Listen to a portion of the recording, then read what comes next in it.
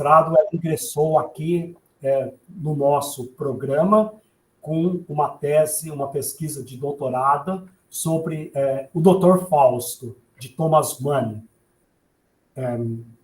entre outros temas, campos, o Dr. Fausto e a tradição do romance de formação. Além disso, ela tem um mestrado em antropologia cultural na Bélgica. Entre as publicações, eu destacaria um ensaio da Luísa Kokemäller, publicado no ano passado na revista Pandemonium Germânico, da área de literatura alemã, com o título O Horror Fáustico à Linha Reta, uma comparação entre Dr. Fausto e Tristram Shandy, que são os romances sobre os quais ela também pesquisou em trabalhos acadêmicos. E eu destacaria também um ensaio publicado em 2023 na revista Magma, aqui de teoria literária, com a ruptura de Adrian Levaquin e a formação de Hans Castorp, Dr. Fausto e a Montanha Mágica em perspectiva comparada.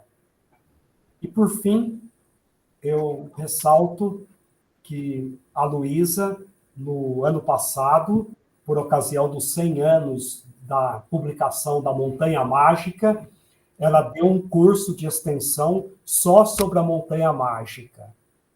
Um curso, na verdade, de muito sucesso, né? Muito impressionante os números. As aulas dela são visualizadas por, não sei o número, mas bem mais de 1.000 pessoas, 1.300 pessoas, por aí. Então, esta é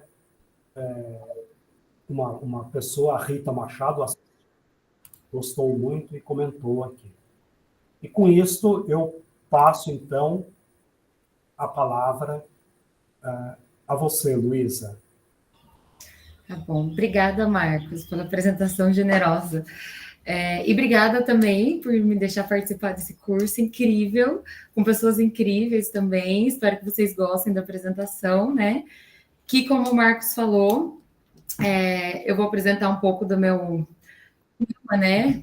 Meu tema de doutorado, que é o Dr. Fausto, né? Que se tornou, na verdade, uma obsessão para mim, uma paixão, um romance muito bem escrito, e que tem tudo a ver com o curso, claro, justamente porque reconfigura, né, o motivo do Pacto Fáustico, que é tão importante para a tradição literária alemã, como a gente viu aqui, só que agora através da história de um artista pactário, que é o Adrian Levaquin, que é um compositor, e que tem uma camada política muito, muito, muito importante, que eu acho que já é uma diferença em relação às outras obras que a gente viu aqui, é que aqui a gente tem uma camada política intencional e primordial, que é justamente a maneira que o Thomas Mann vai usar para falar sobre um outro pacto, que é o pacto que os alemães fizeram com o nazismo, né, quando o nazismo ascendeu o poder na Alemanha. E, bom, eu acho que para quem, não sei se muita gente aqui já leu o livro, se alguém tem experiência com esse livro, é um livro extremamente complexo, extremamente difícil. Para mim, é o mais difícil do Thomas Mann, dos que eu li até hoje. E partindo disso, eu tentei planejar essa aula com base nisso, porque eu acho que para quem lê o romance pela primeira vez, às vezes até pela segunda, fica evidente que tem uma camada política nesse pacto que está acontecendo, mas eu acho que nem sempre fica tão claro como isso acontece e quais são as técnicas narrativas que são usadas para que isso aconteça de uma forma tão genial. Eu acho realmente incrível como ele consegue fazer isso, e como diferentes elementos se articulam em torno do pacto, para criar também um sentido político.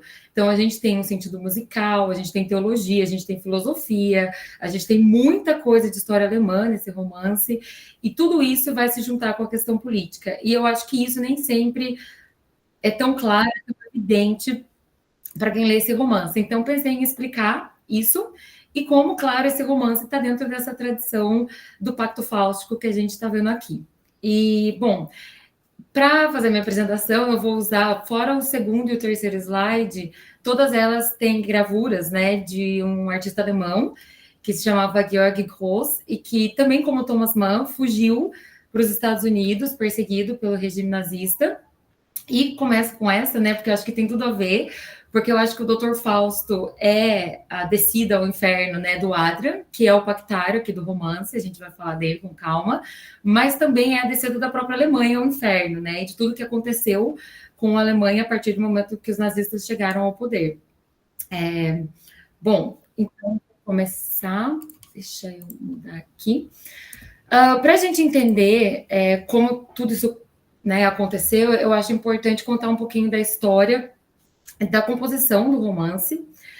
O Thomas Mann não era uma ideia propriamente nova para ele. Em 1904, existe uma menção de um desejo, né, de escrever uma história cujo tema seria um artista pactário, né, que sela esse pacto por meio de uma relação sexual, que é justamente o que acontece, uma infecção, né, sexual, que é o que acontece no caso do Adrian, né, quem leu sabe que ele tem relações com uma prostituta, a Esmeralda, e ele adquire sífilis.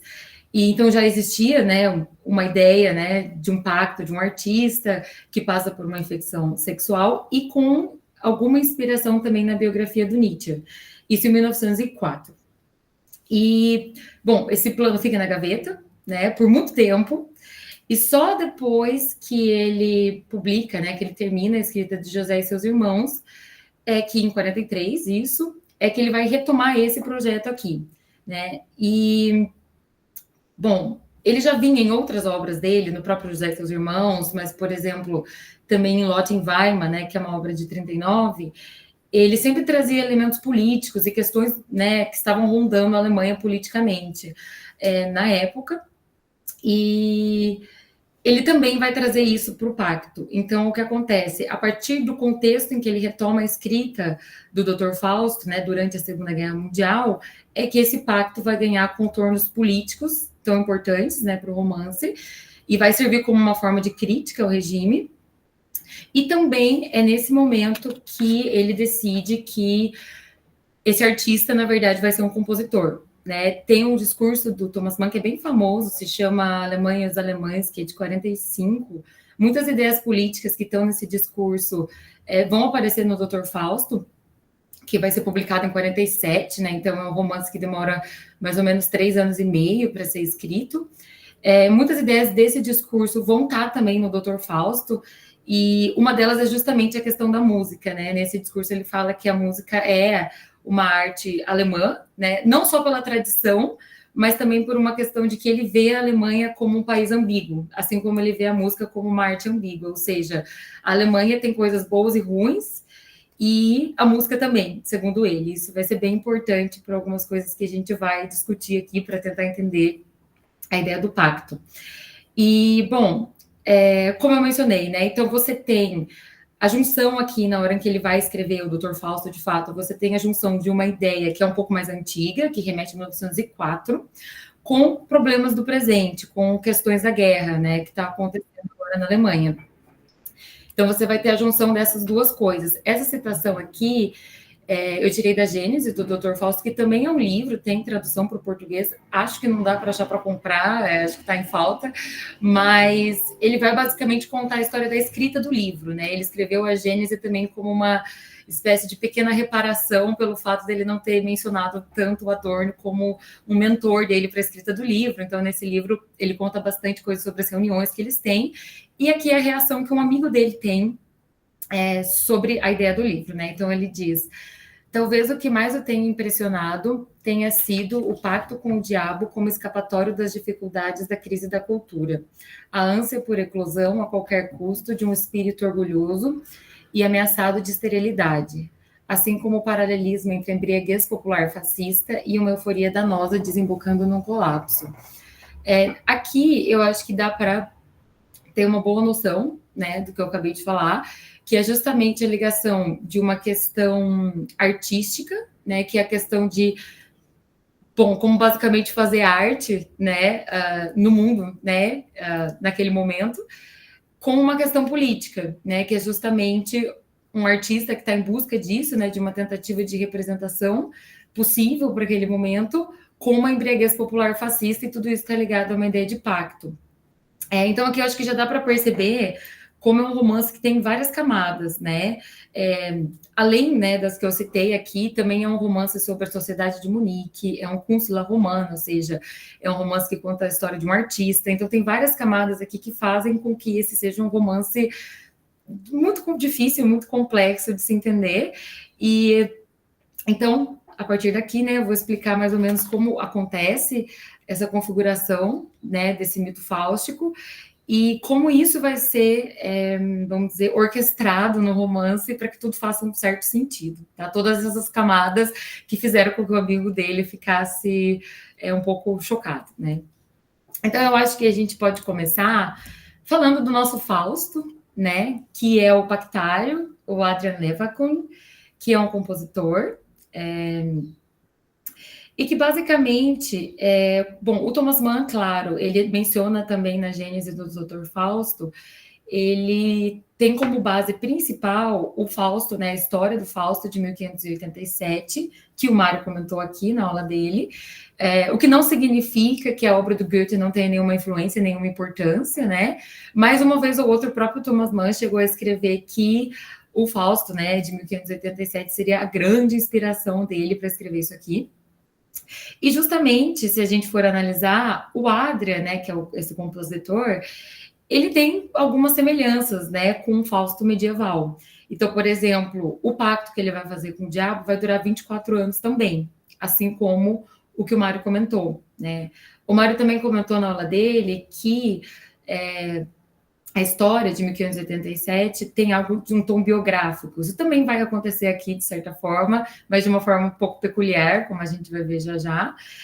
Também, né, uma outra semelhança que eu acho muito interessante é o fato de que o Adrian, ele nasce também nas proximidades de Weimar, né? Nesse caso aqui, ele vai nascer na cidade fictícia de Kaiserslautern, né, que o Thomas Mann inventou, né?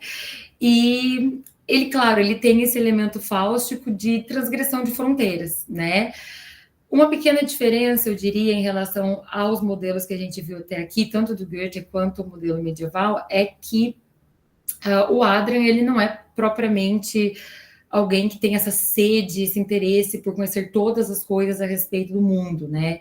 Quem tem isso é o pai dele, né? O Jonathan Levacun é uma pessoa que vai estar até sendo comparada com um alquimista em dados momentos, porque é alguém que fica tentando entender a origem da vida e uma série de dinâmicas biológicas que acontecem. O Adrian tem muita facilidade na escola, ele é uma pessoa muito, muito genial, muito inteligente, mas ele não tem propriamente um interesse natural por todo tipo de coisa. Ele tem muito interesse em coisas específicas, como matemática e música, e teologia, né, que ele vai acabar estudando também.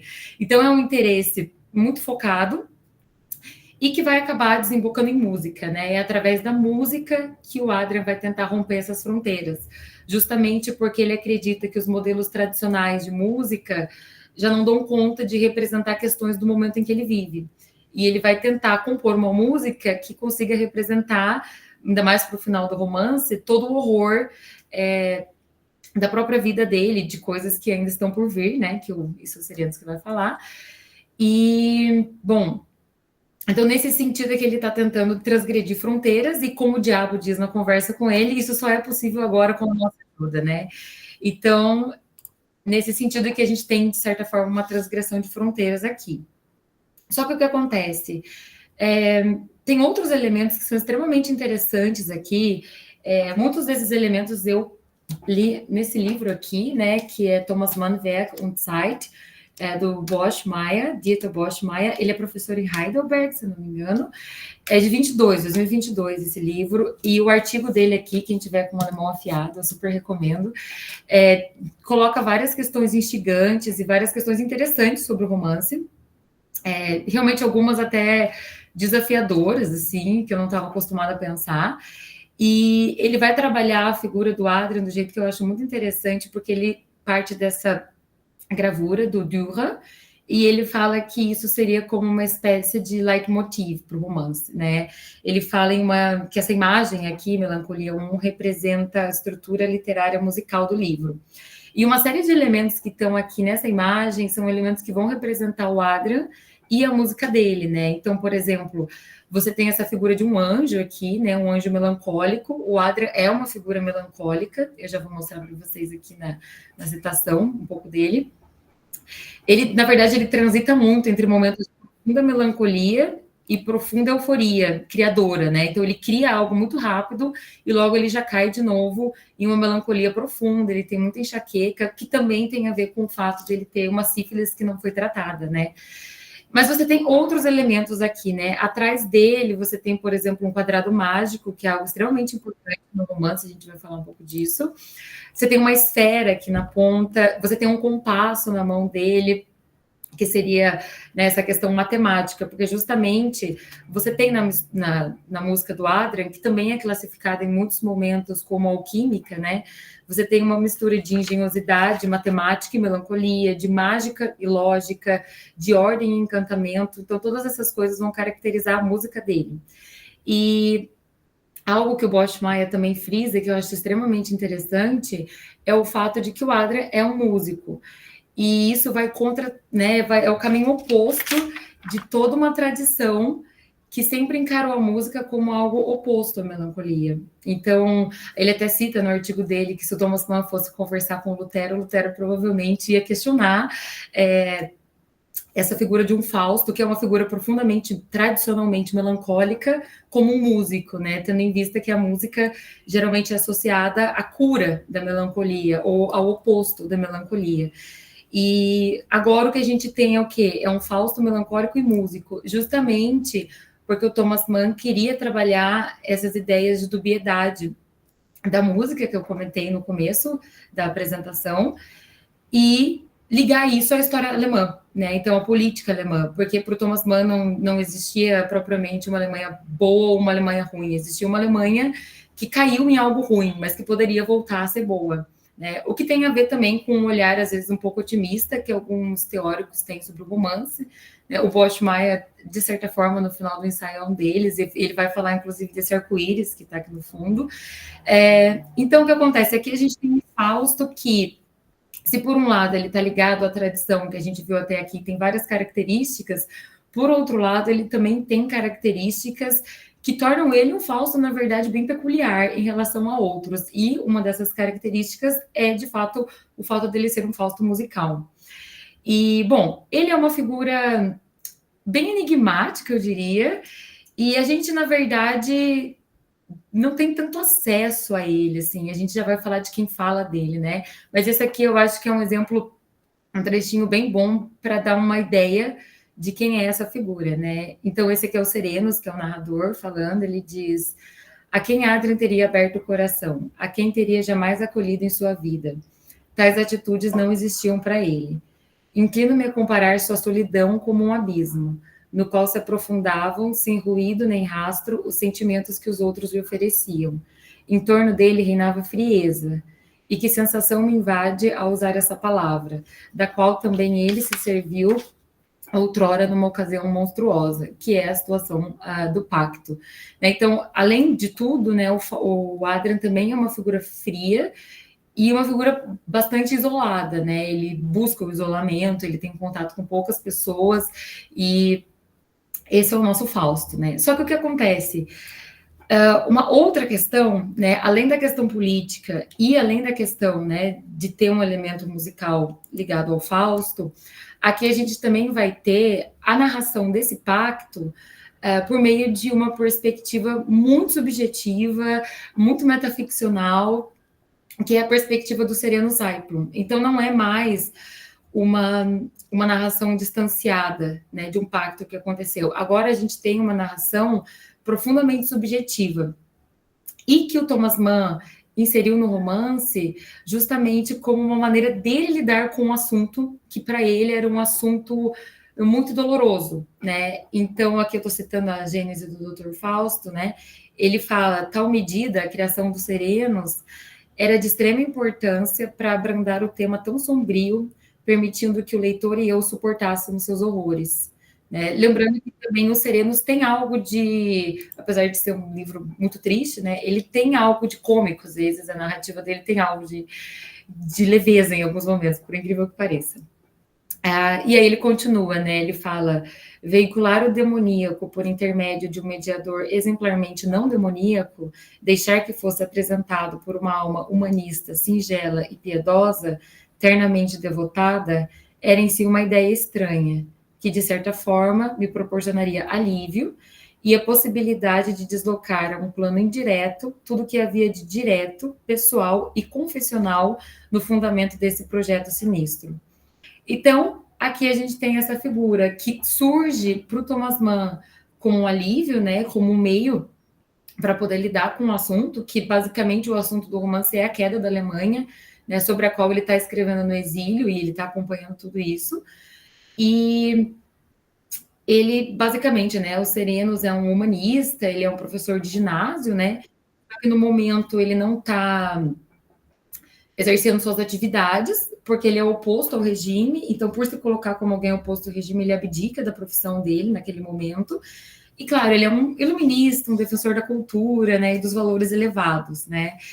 E é ele que é fissurado pelo Adrian, na verdade, ele tem essa admiração, um amor mesmo pelo Adrian, é ele quem vai narrar a vida do amigo, quem se dispõe a narrar a vida do amigo. Justamente, né, para tentar entender como que uma figura que ele ama, né, conseguiu cometer um ato horrível, que é fazer um pacto com o diabo. E o outro lado da moeda dessa busca por entender alguma coisa seria justamente tentar entender como que a Alemanha, que é o país que ele ama, também cometeu um ato horrível, né? Também se colocou na posição de um pacto. Então, você tem uma figura que ama duas coisas ao mesmo tempo, uma pessoa e um país, tentando entender o destino, né, tenebroso que essas coisas acabaram tendo. E justamente por isso, né, que Os Serenos, ele não é só um elemento subjetivo e um elemento de alívio para o Thomas Mann, como também ele funciona como um elo político do romance. Porque a história da vida do Adrian por si só e a música do Adrian por si só, elas, né, não necessariamente seriam interpretadas diretamente como algo alemão. Isso parte necessariamente de um esforço interpretativo por parte dos Serenos, de conectar as duas coisas, né? Então, você tem, basicamente, nesse romance, dois tempos narrativos que se intercalam, né? Da metade para o fim se intercalam ainda mais, que é o tempo da narrativa. Então, você tem ele contando a história do Adrian, que vai de 1885 até a morte dele em 1940.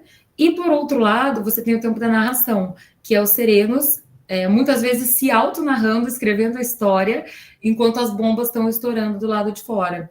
E isso permite com que exista um paralelo entre as duas histórias, que culminam no final em uma tragédia, né? Que no caso do Adrian é a perdição infernal, por causa do pacto, e no caso da Alemanha é a perdição, né? Que vai acontecer depois da guerra, em um país derrotado, humilhado e dividido. E, bom, isso passa necessariamente pela figura dos Serenos e pela complexidade que existe na figura dos Serenos. Então, esse elemento político que vai gerar em torno, né, que vai dar sentido para esse pacto aqui nesse romance, ele depende da figura dos Serenos também, que, claro, torna tudo ainda mais interessante, na minha opinião. E aqui, né, esse é um trechinho que a gente pode ver como... Esse é o último trecho, na verdade, desculpa quem não leu ainda, né? Esse é o último trecho do romance, né? E aqui ele liga muito claramente a Alemanha a um pacto, né? Então ele diz: a essa altura, a Alemanha, as faces ardentes de febre, no apogeu de selvagens triunfos, cambaleava, ébria, a ponto de conquistar o mundo, graças a um pacto ao qual tensionava manter-se fiel e que assinara com seu sangue. Hoje, cai de desespero em desespero, cingida de demônios, cobrindo um dos olhos com a mão e cravando o outro num quadro horroroso. Quando raiará da derradeira desesperança, um milagre que, superior a qualquer fé, traga a luz da esperança. Um homem solitário junta suas mãos, no caso ele, e diz: que Deus tenha misericórdia de vossa pobre alma, meu amigo, minha pátria. Então, aqui, esse é um esforço final, né, dos Serenos em conectar as duas instâncias do romance. Só que, na verdade, isso perpassa todo o romance. E cada vez mais, essa ligação que ele vai estabelecendo entre as duas coisas vai se tornando cada vez mais clara na medida em que você vai lendo o romance. O que não significa que esse romance, que essas ligações deles sejam ligações perfeitamente redondas, vamos dizer assim, porque esse desejo dele de ligar as coisas, né, e de tentar entender a história do amigo e a história da Alemanha, tem contradições internas em si, o que demonstra, na verdade, o desejo dele de ligar essas coisas. Então, por exemplo, para quem leu o Dr. Fausto, para quem já leu, né, o Dr. Fausto, uma pergunta muito frequente é como que não seria contraditório, por exemplo, a associação de uma música vanguardista, que é a música do Adrian, sobre a qual a gente vai falar um pouquinho também, com um regime que basicamente odeia músicas de vanguarda. Não existiria uma contradição interna nesse tipo de ligação? Então, o romance ele tem essas contradições que eu acredito que são menos defeitos, né, que o Thomas Mann deixou passar, e mais, na verdade, esforços para mostrar o desejo do amigo, né, do Adria, em conectar várias instâncias do romance, para tentar encontrar um sentido múltiplo para várias coisas, como música, teologia, história e filosofia, que vão desembocar no político. Então, essa figura aqui ela é muito importante e, eu acredito, dá um tom diferente para os exemplos de tradição alemã que a gente viu até aqui. E, bom, então, só para resumir, até aqui, né, a gente tem, então, essa configuração desse pacto, que vai girar em torno de um elemento político, de um Fausto que é musical, e de um narrador que é extremamente subjetivo e metaficcional, né? O que faz também, na verdade, com que a pergunta sobre como representar algo não se resuma ao Adrian, né? O Serenos também, ele está escrevendo aquilo e ele está se perguntando como é possível também escrever essas coisas. Então, também tem essa questão da função da metaficcionalidade no romance aqui. E tudo isso leva, claro, a um pacto que também ele, por conter todos esses elementos, né, faz dele um pacto extremamente complexo.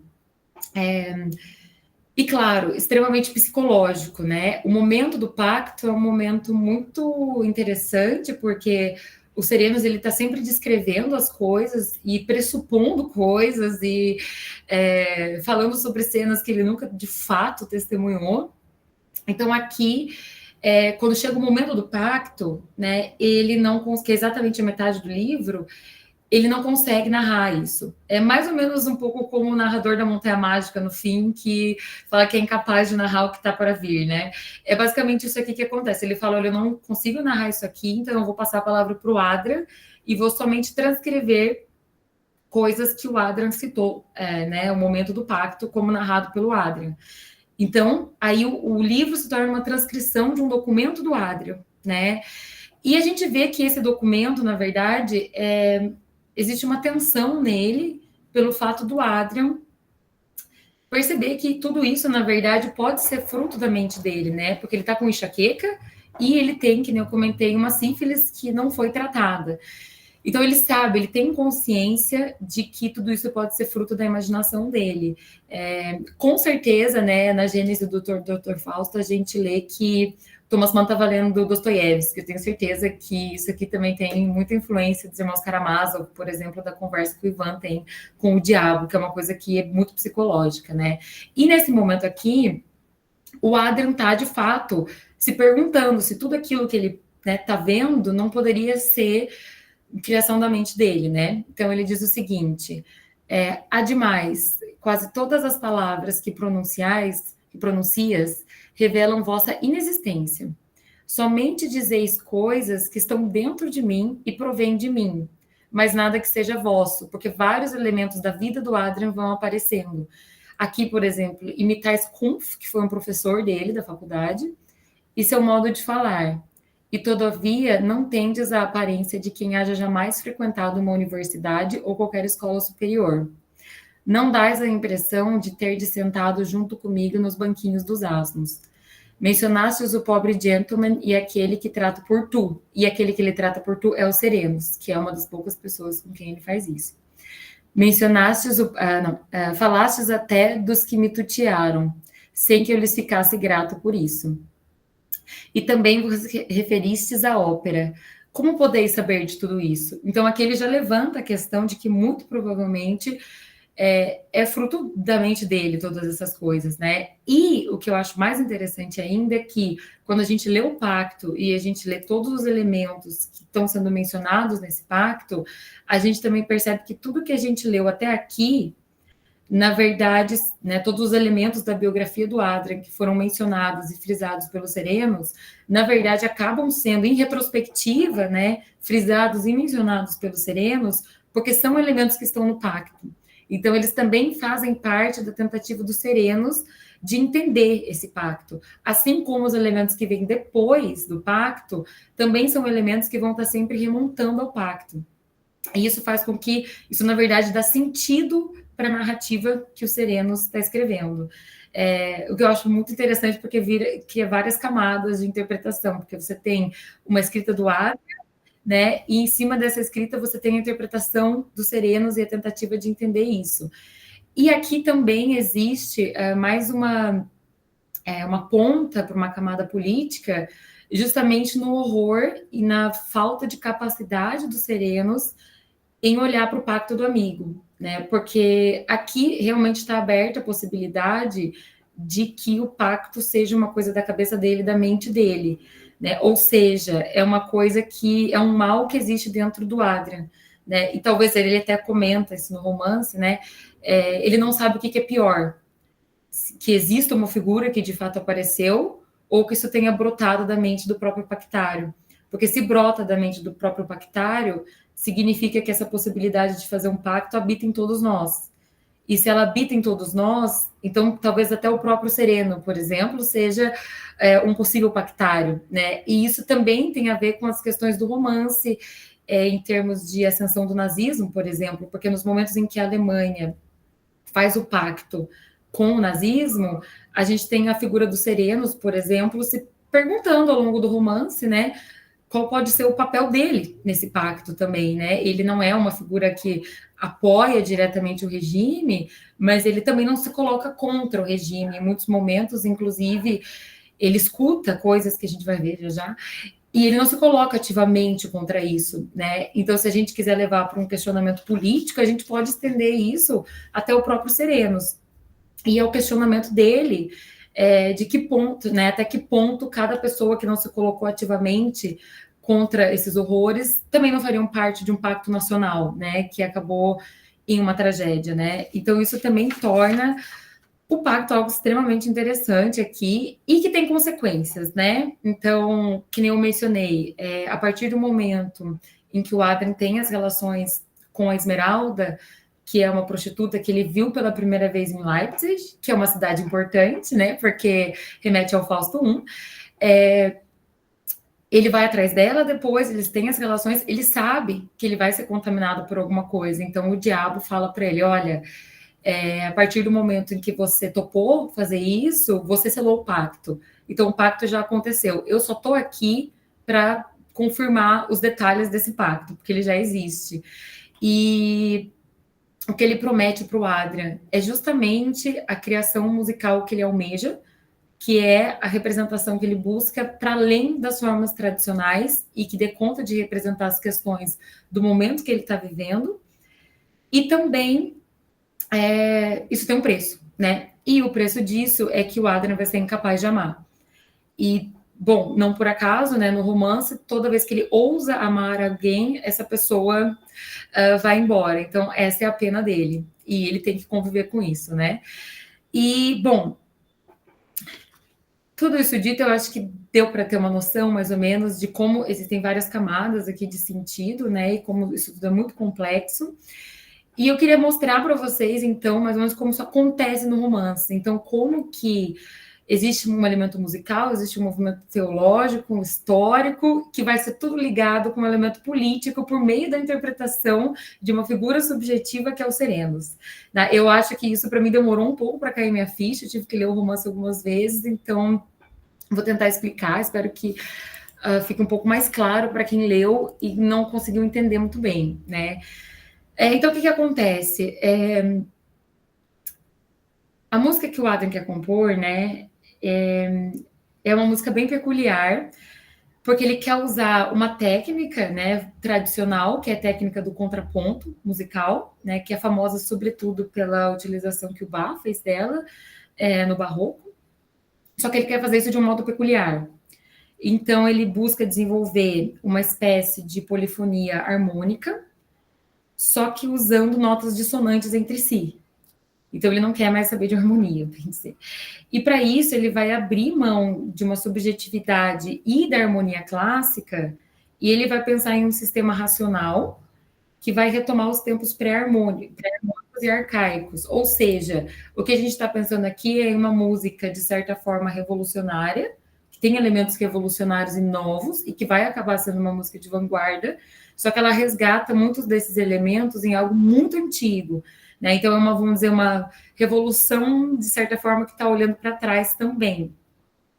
Então, ele, baseando-se na ideia, né, do dodecafonismo do Schoenberg, o Thomas Mann toma essa ideia como base, inclusive deu briga, né, porque depois o Schoenberg não gostou, porque, claro, né, a partir disso, a música dele foi associada ao nazismo, simplesmente, né, e ele fez até escrever uma nota, né, um pouco, eu considero um pouco, não sei, sarcástica até talvez, sobre, né, o fato de ele ter que se explicar, né, que isso era uma obra de ficção, mas enfim, ele usa uma teoria de outra pessoa para fazer a teoria do Adler, que se baseia nisso, que se chama dodecafonismo, né. E com base nisso, o que ele quer fazer, o Adler? Ele pretende elaborar uma ordem de notas, é uma ordem pré-determinada de notas. Então, existe um sistema hierárquico que vai ser composto por notas amas e notas servas, né? Que só funcionam num sistema pré-estabelecido de ordem estrita e em conjunto. Então, para que uma nota possa se repetir, todas têm que ter sido tocadas, né?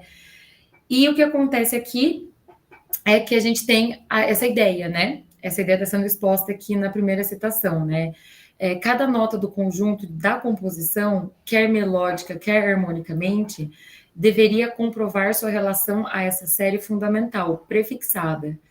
Nenhuma teria o direito de ressurgir antes que todas as demais tivessem aparecido também. Nenhuma poderia apresentar-se que não cumprisse sua função motivada na construção geral. Aí já não existiria nenhuma nota livre. Eis o que eu chamaria de composição rigorosa. Então, essa aqui é a ideia do Adler, né? E essa ideia, ela vai tomar a sua maior forma, vamos dizer assim, na última composição dele, que é a Lamentação do Dr. Fausto, né? A música dele é muito baseada, até certo ponto, em paródias, justamente porque ele quer, por meio da música, usando formas conhecidas, mostrar a inadequação dessas formas no momento presente. Então, tem sempre algo de paródia. Aqui, né, isso é algo que o Serenos frisa, quando ele narra a música, já não existe mais esse elemento. Então, ele consegue conquistar a obra máxima dele, que também é uma espécie de antinona sinfonia, né? Aqui ele tem essa ideia de fazer essa composição e explica essa ideia para os Serenos no ponto mais baixo dele, depois que algumas pessoas já faleceram, né? E depois que o sobrinho dele, que foi, né, um grande amor que ele teve, que foi dado para ele cuidar, adoece e morre de um jeito horroroso. Depois disso, o Adrien, ele, né, faz essa composição e logo ele se perde, né? Ele tem realmente uma crise, né, mental e ele nunca mais volta. E, então, essa é a ideia dele, é compor essa, né, antinona sinfonia. Só que essa ideia aqui, ela deriva diretamente de outros momentos do romance. Então, por exemplo, quando eles são novinhos, ele e os Serenos, né, eles têm um professor de música, na verdade o Adrian tem um professor de música, que é o Kretschmann, que mora em Halle, e ele faz uma palestra sobre um compositor anabatista chamado Beissel, que tem essas ideias, justamente, de notas amas e notas servas, né? E o Adrian vai tirar essas ideias justamente dessa palestra, né? Não ipsis literis, né? Ele também faz outras coisas com isso, mas a fonte está aí. Não só aí, né? Se a gente vê, tem um capítulo, né? Porque o que acontece? O Adrian, primeiro, ele vai estudar teologia, depois ele percebe que não é exatamente isso que ele queria, e ele acaba indo estudar depois música, né? E resolve se tornar um compositor. E numa dessas aulas de teologia, né, é uma aula sobre psicologia das religiões, do professor Schlepfus, que também depois vai tomar uma das formas do diabo na mente dele quando ele está tendo essa conversa. E nessa aula, eles estão debatendo uma questão, né, que remete a Santo Agostinho, né, que não existiria uma contradição no fato de Deus dar o livre-arbítrio para alguém, mas a pessoa ter que abdicar desse livre-arbítrio se ela não quiser ser uma pecadora, né? Ela vai ter que se submeter a determinadas coisas. E, segundo esse professor, não, né? Então, para ele, o sentido reside no fato de que o fiel se submeta voluntariamente à ordem divina, né? E aí a gente tem aqui a explicação do professor, que é a segunda citação, né? Porque a liberdade é liberdade de pecar, e a piedade consiste em não fazer uso dela por amor a Deus, que teve de outorgá-la. Então, você abdica de alguma coisa para se submeter a uma ordem específica. Então, o que acontece? Essa submissão a uma ordem é algo que vai voltar justamente na ideia de notas amas e notas servas, né? E quando o Adrian está explicando para os serenos as suas ideias sobre música e a necessidade de haver uma hierarquia prefixada de ordens, ele, né, menciona os professores dele e você vê que existe uma ligação entre todas as coisas. E aqui, quando ele fala, né, amarrado sim por uma obrigação à ordem que ele próprio instituiu, portanto livre, ou seja, ele está retomando essas ideias que ele já viu, né, nas diferentes formações que ele teve.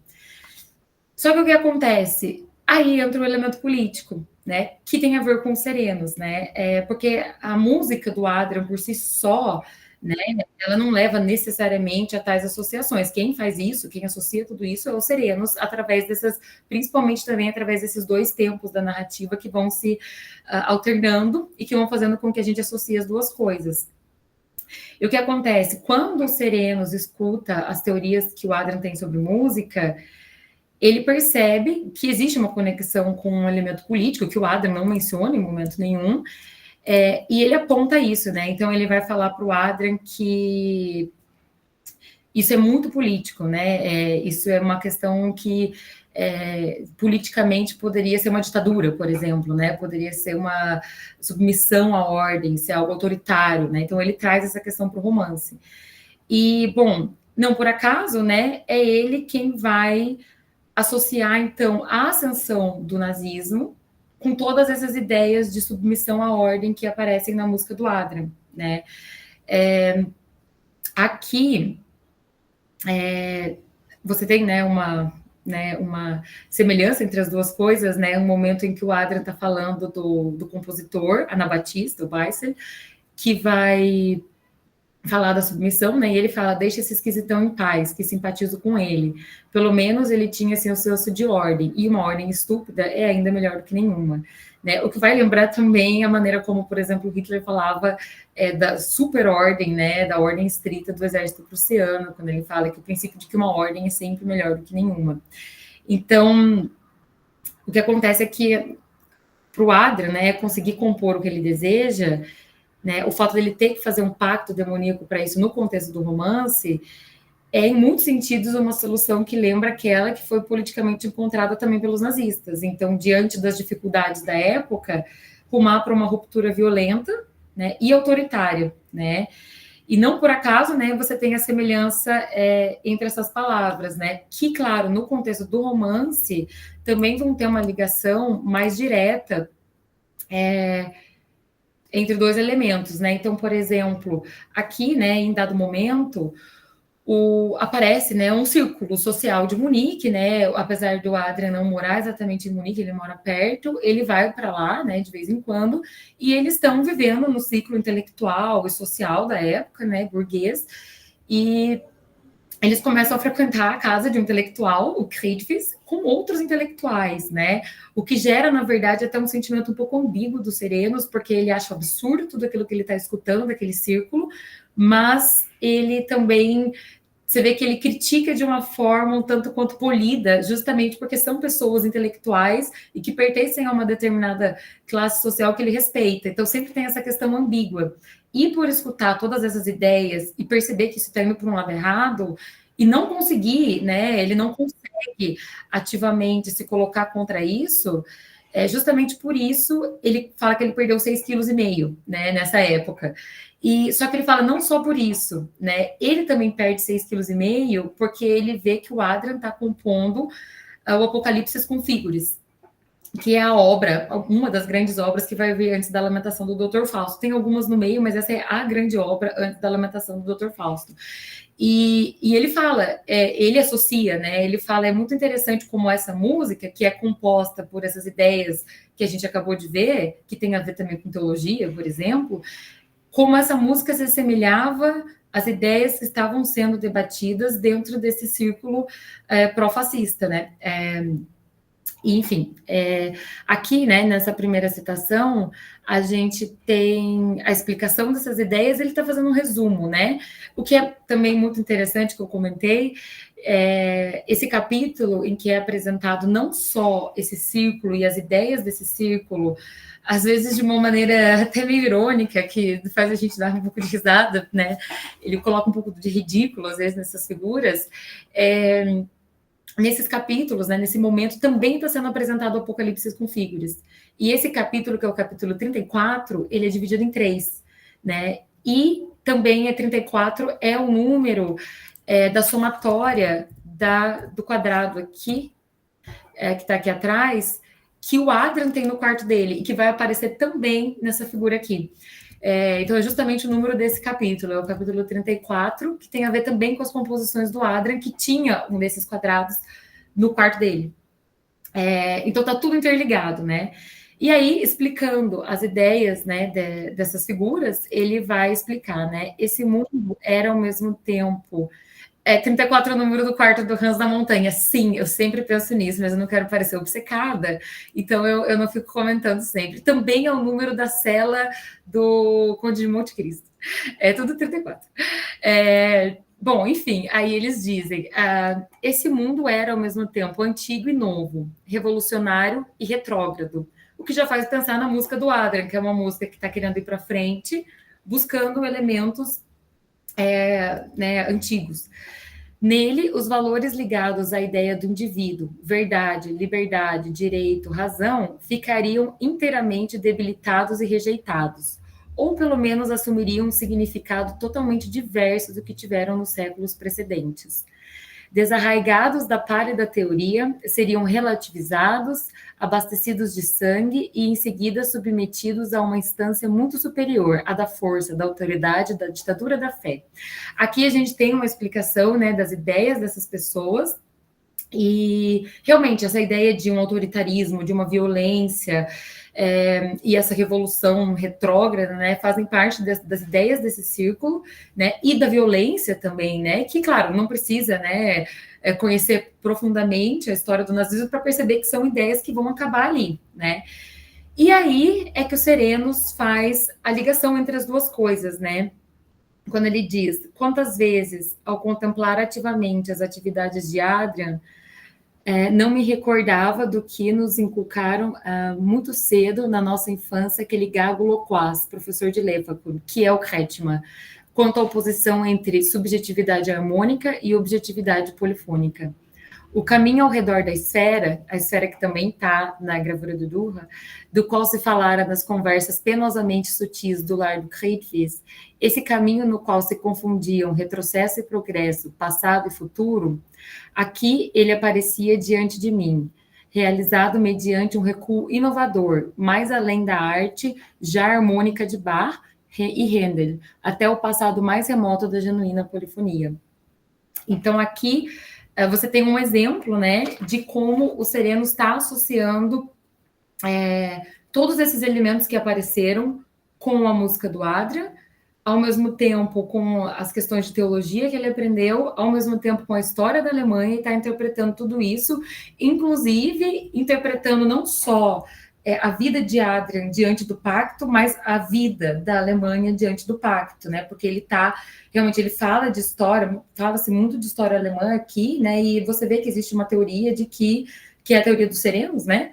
De que o encaminhamento da história alemã, né, passando pelo protestantismo, por Lutero, pela Primeira Guerra, só poderia acabar no desastre que acabou, que é justamente essa descida ao inferno, vamos dizer assim, que a gente tem aqui no romance, né? E, claro, né, em vários momentos também do romance, ele associa não só elementos políticos, mas elementos da biografia do Adrian. Então, ele também está fazendo uma leitura da música do Adrian, que é uma leitura biográfica, vamos dizer assim, de acordo com o entendimento dele, né?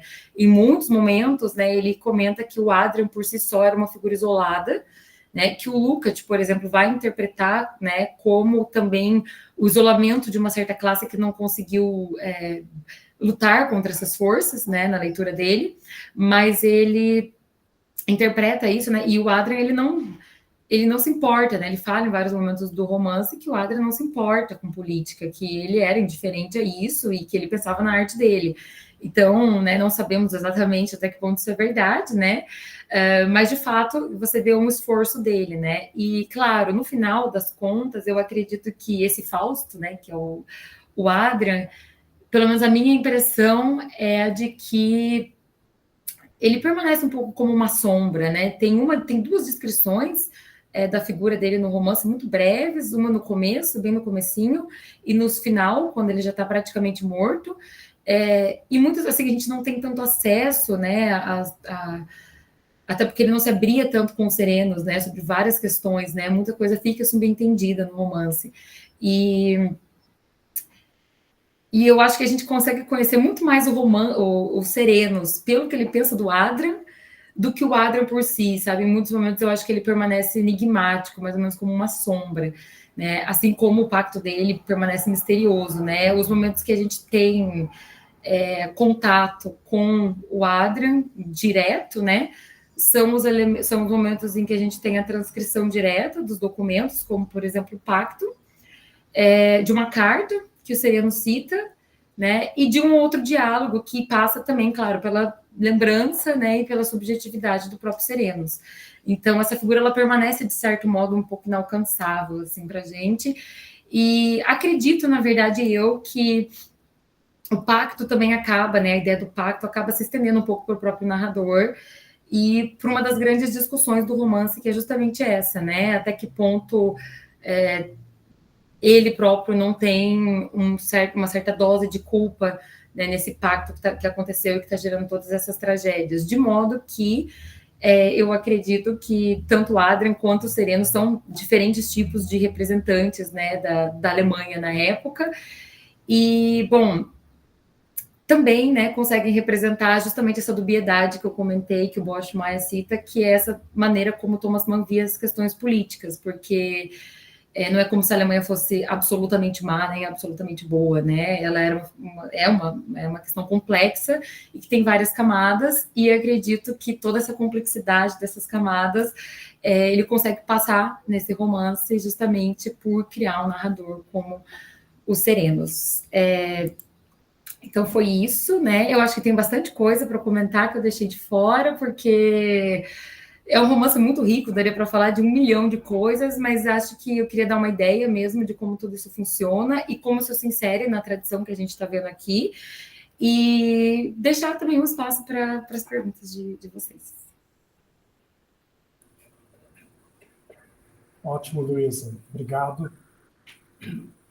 Você falou bem, um pouco menos do que você tinha pedido, não é? Eu fiquei com medo de me passar. Aí eu tirei algumas coisas, porque eu imaginei que se tivesse alguma pergunta, daria para falar sobre o coisa. Ótimo. Mas eu quero comentar. A Luísa pediu para falar 1h30, eu falei, olha, acho que 1h15 fica bem. Mas... Aí eu fui cortando tudo. Cortou bastante. Mas foi ótimo, bastante instigante. E se alguém quiser abrir agora a rodada de discussão. Professor, alguém tinha perguntado no chat, acho que o Henrique, sobre o número 34 do quarto do Hans na montanha. Acho que a Luísa podia falar um pouco mais da simbologia do número 34, né? Então, na verdade, eu não sei, assim, propriamente sobre uma simbologia, né? Na Montanha Mágica existe uma simbologia muito forte com o número 7, enfim, né? Tem a ver com esse quadrado mágico, né? Esses números, a soma de 34. Eu não sei, talvez o Marcos ou o Mário saibam melhor que eu, de fato, o significado, né? De 34. o que eu acho que isso, né, se tornou uma espécie de pequena obsessão minha encontrar semelhanças, né, conexões entre a Montanha Mágica e o Dr. Fausto, né? Eu acho que, por exemplo, o Serenos, né, pensando no sentido de formação, assim, ele tem algumas semelhanças, não só com o Settembrini, que é um formador na Montanha Mágica, mas também com o Hans, por exemplo, que é alguém que está em formação na Montanha Mágica, né? E, claro, os dois romances giram em torno de uma guerra, mas eu não sei se existe alguma ligação intencional por parte do Thomas Mann. Não sei, Marcos, o que você acha? O que eu sei é que o Thomas Mann, na Montanha Mágica, ele se enganou algumas vezes, uma vez, na verdade, em vez de escrever que o Hans tinha ido para o quarto 34, ele colocou 43, ele inverteu. Mas não muda muito, porque a soma é 7. Né? E o que ele queria, ele estruturou todo o romance em cima do número 7. E depois ele muda de quarto, o Hans também, né? Mais para o final. Ele vai para outro, né? Muda, Mas a própria editora 34 tem esse nome por causa do quadrado mágico, né? O Henrique falou que 34 também é o número de cantos do inferno, epígrafe do Dr. Fausto do Inferno de Dante. Então, também. E eu acho que essa questão matemática, né, também tem muito a ver com os interesses do Adrian em questões matemáticas, assim, na música dele também, né? Então, com certeza.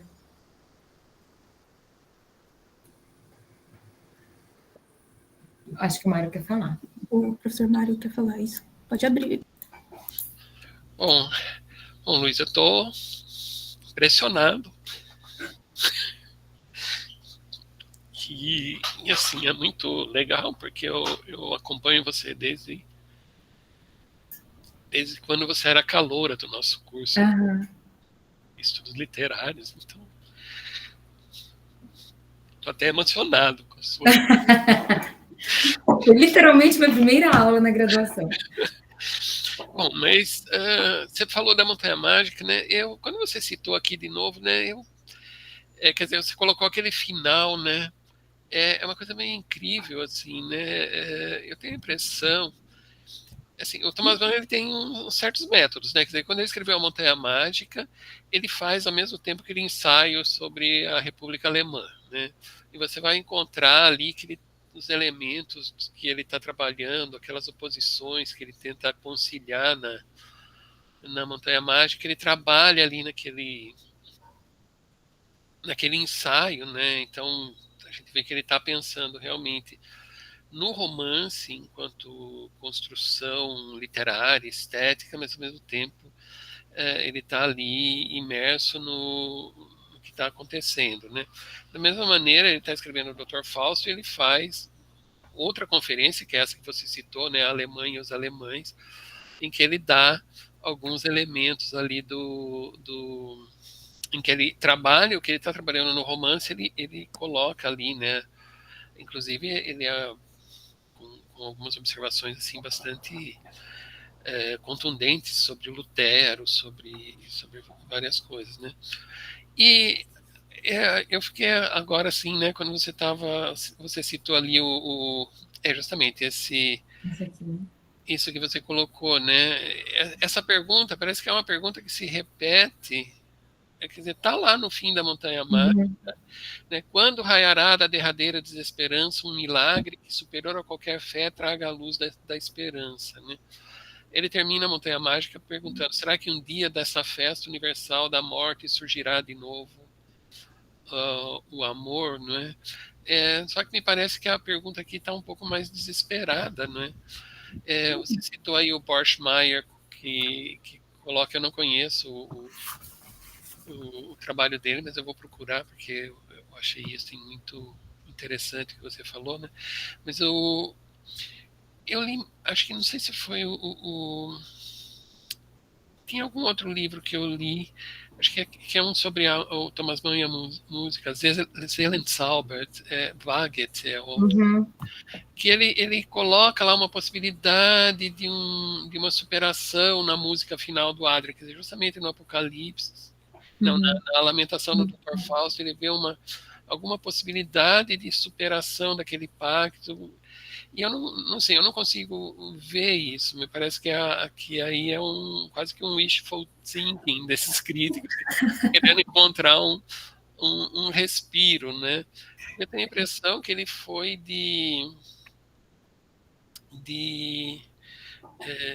assim, na Montanha Mágica tem uma tentativa de conciliação entre aquele interesse pela morte e aquela simpatia pela vida. E eu tenho a impressão que no Dr. Fausto ele já não está disposto a uma conciliação, né? Não sei se você concorda com isso, né? E é interessante que isso não foi a palavra final dele, né? Depois ele escreveu O Eleito, que é um livro que para mim é muito intrigante, que eu ainda não consegui resolver bem, porque é uma história de uma redenção, mas é uma redenção tão ironicamente narrada, né? Tem algo assim tão de uma consciência do pecado já com uma certa consciência da redenção ligada a isso, como se fosse uma espécie de pecado conscientemente cometido e ao mesmo tempo conscientemente já esperançoso da redenção, né? Então é muito e é um livro que saiu, é uma costela de Adão, né? Assim, da Montanha Mágica, porque é uma das óperas do Adrian, que pega a Gesta Romanorum e depois ele pega essa mesma história e faz esse romance, O Eleito, que é maravilhoso, inclusive assim linguisticamente, mas para mim ainda muito intrigante. É uma questão que eu penso todo dia na minha vida. Porque aqui nesse livro ele cita esse, e ele também fala do Kiesler, que é um outro teórico que também eles têm essa perspectiva de uma salvação, de algo, justamente porque no pacto, né, ele está tentando fazer, né, colocar, acho que o diabo em contradição. E ele fala, mas o que você faria com um pecado que é tão horrível, mas tão horrível, mas tão horrível, que não merece perdão, né? Porque aí seria o momento da graça divina realmente entrar, né? E eu acho que eles partem muito também desse argumento, né? Eu não sei, Marco, não sei se você concorda comigo, eu acho, minha opinião, me parece que a alma do Adrian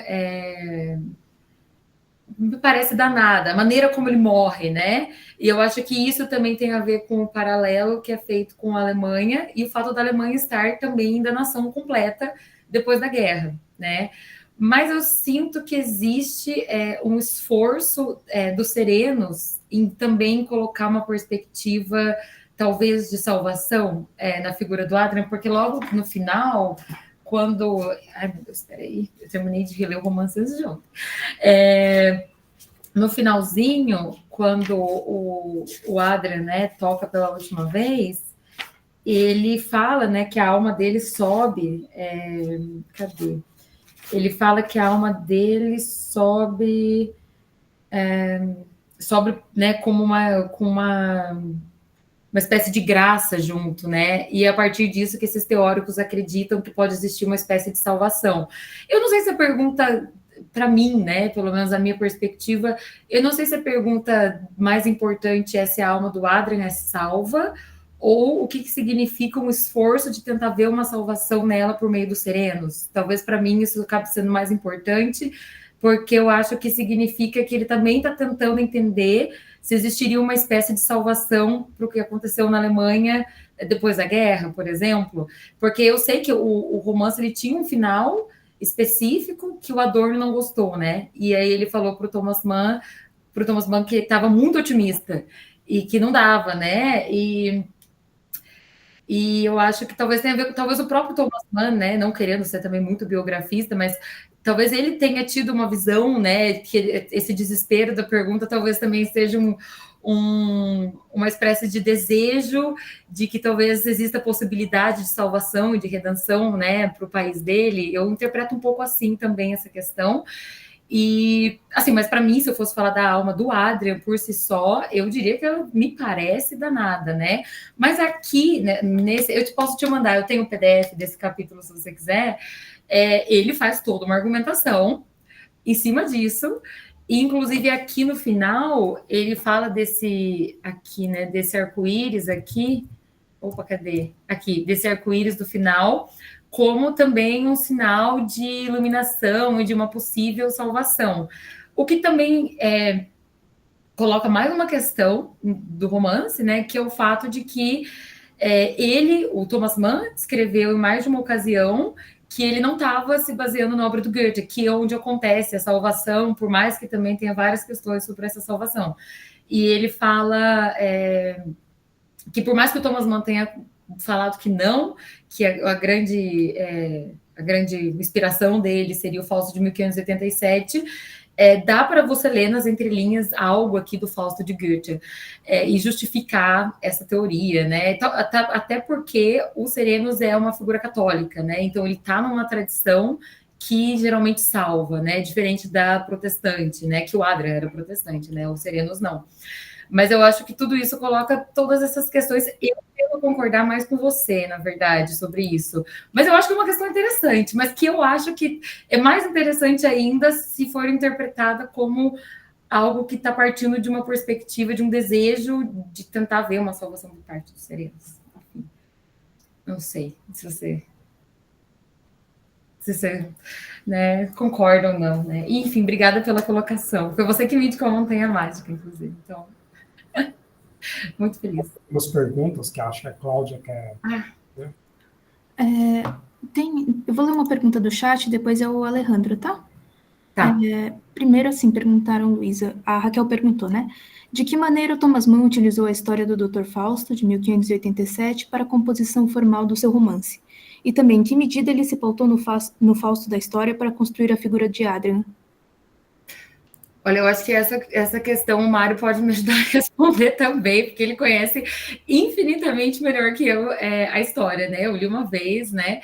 Eu sei que tem as semelhanças óbvias, né? Que nem, por exemplo, a duração do pacto, esse tom biográfico, o nascimento perto de Weimar, que são as coisas que eu comentei, né? E também tem essa questão da salvação ou da danação, né? Porque nesse caso o Fausto é danado, né? E em outros casos, né? Então, nesse caso, se você parte de uma perspectiva de uma danação, da ausência de uma graça, também seria uma influência óbvia, né? Até tem outros elementos desse Fausto que aparecem de uma forma um tanto quanto sui generis também no Dr. Fausto, que é, por exemplo, a viagem ao grande mundo, né? Que acontece. Existe uma espécie de viagem ao grande mundo um pouco engraçada no Dr. Fausto, porque é o Adrian inventando histórias para os serenos e falando que ele foi até o fundo do mar e viu tudo que tinha lá, e depois ele foi para o universo, e isso gera uma sinfonia que ele vai escrever também.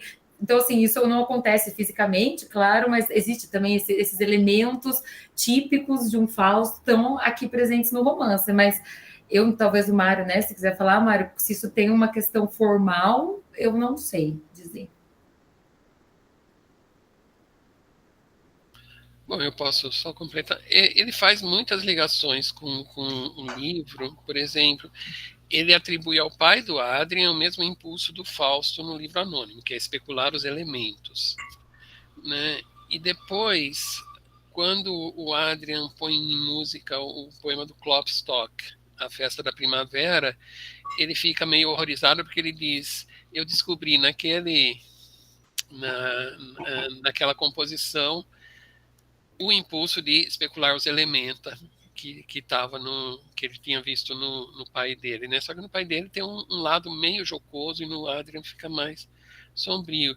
E isso é mais complicado ainda, eu acho, porque justamente o poema A Festa da Primavera é o poema que marca o início da história de amor entre o Werther e a Lotte no romance do Goethe, né?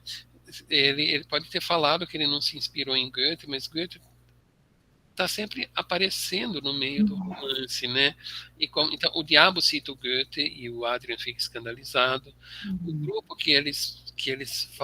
aquele grupo que eles fazem passeios ali no tempo da universidade se chama Musensohn, né? E tem um poema do Goethe que é Der Musensohn, que foi depois musicado pelo Schubert, e tem essa passagem que eu acho que ele colocou de maneira bem escondida. Olha, esse poema que significa tanto, né, na história da literatura alemã, né, a ponto de depois encontrar no Werther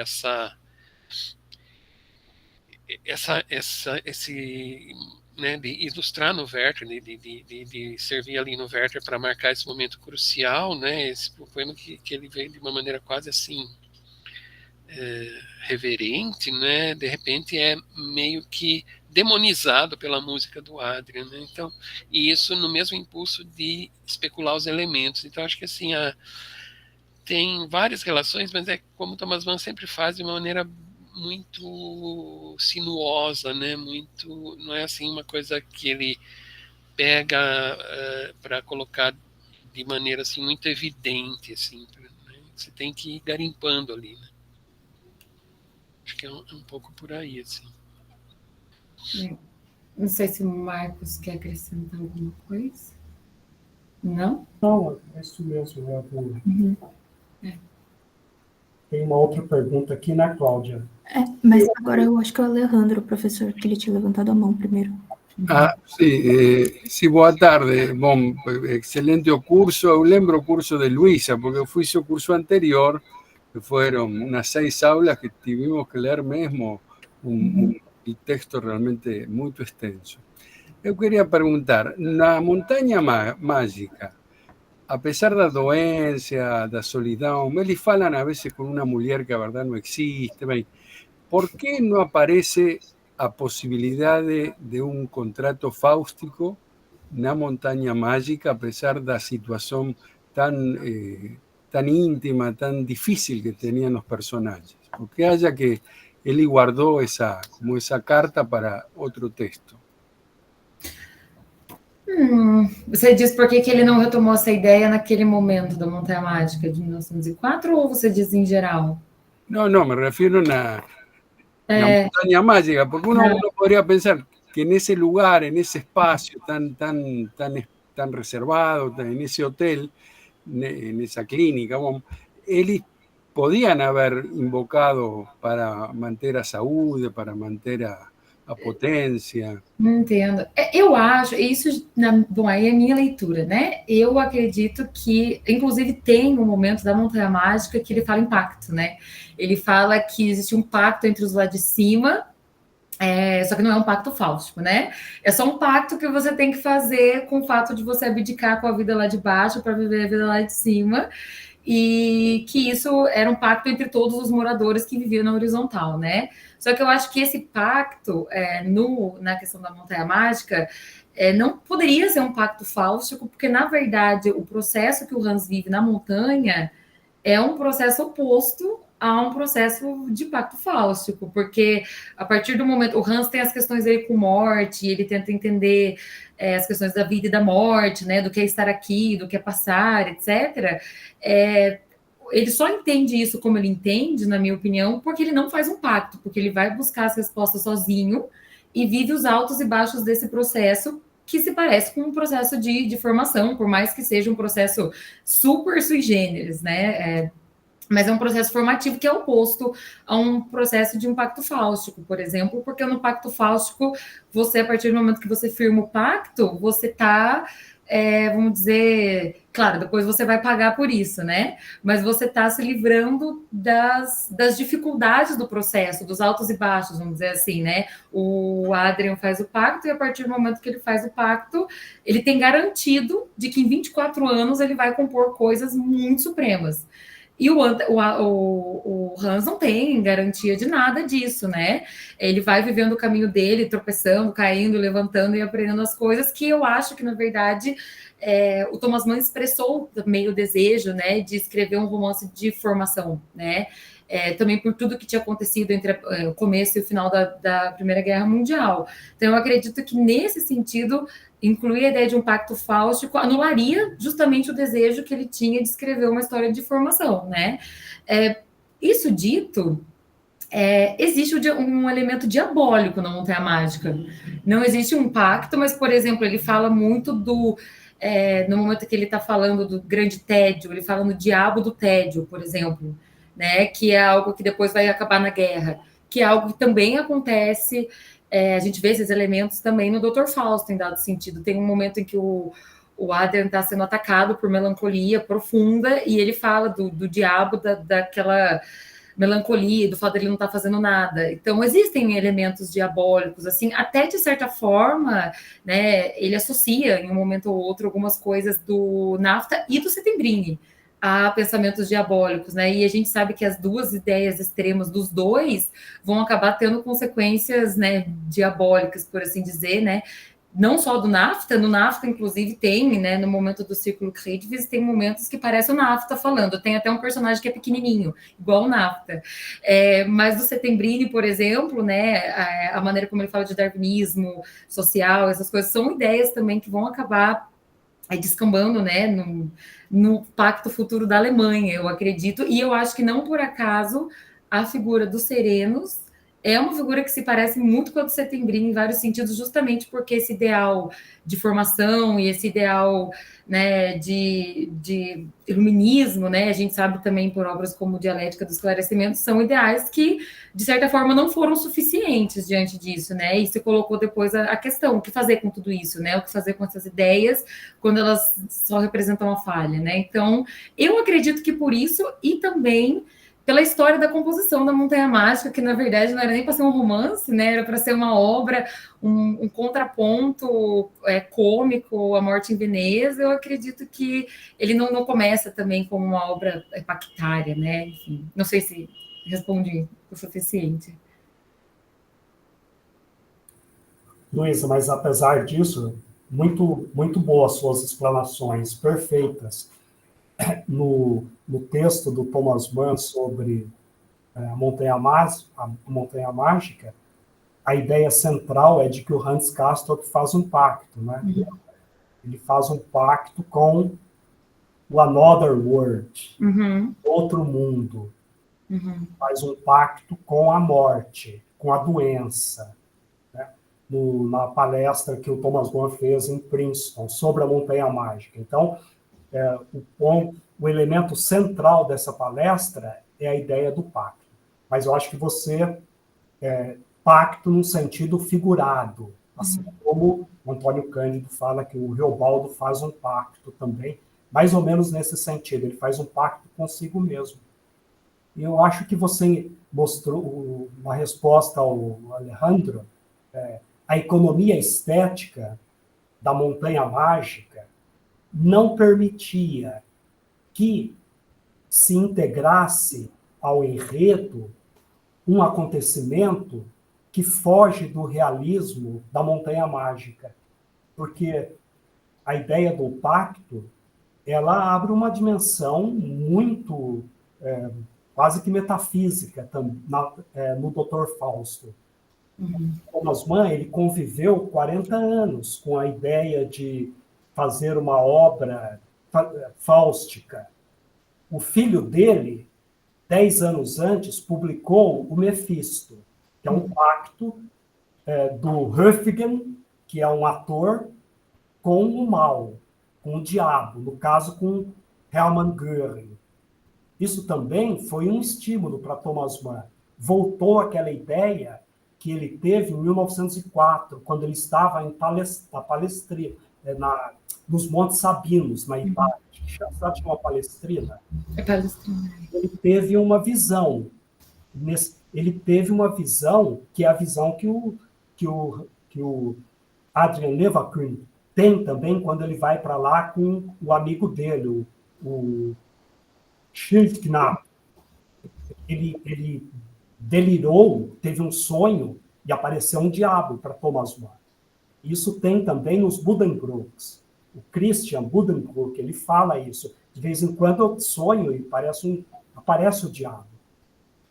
Alejandro, só que o Thomas Mann precisou de... Essa ideia de uma obra fáustica levou 40 anos para amadurecer, no caso, na obra de Thomas Mann. Não é? Aí veio a experiência do nazismo. Quando as coisas se juntaram. Não sei se vocês concordam. Sim, sim, eu concordo, Marcos. E eu acho que é um pacto também, que é um pacto transformador, né? Que ele fala o químico no sentido de transformação do ser, e não um rompimento radical, né? Até, por exemplo, eu acho que o Alejandro deve ter lido, né? Montanha Mágica, claro. Tem o capítulo Pesquisas, né? Que ele faz pesquisas sobre o universo. E no final aparece essa mulher, por exemplo, né? Que é uma mulher imaginária, que é a vida que beija ele no final, né? Eu acho que até esse capítulo, por exemplo, ele representa muito bem o fato de que o Hans não encontrou todas as respostas, ele está buscando as respostas e que ele está fazendo a paz também com o fato de que ele não tem, né, todas as soluções para a morte, para a vida. É um movimento também muito diferente de um Fausto, que quer a totalidade, que quer tudo, que nunca está satisfeito. Então, eu acho que nesse sentido, né, como o Marcos falou, a economia estética do romance vai no caminho oposto, me parece.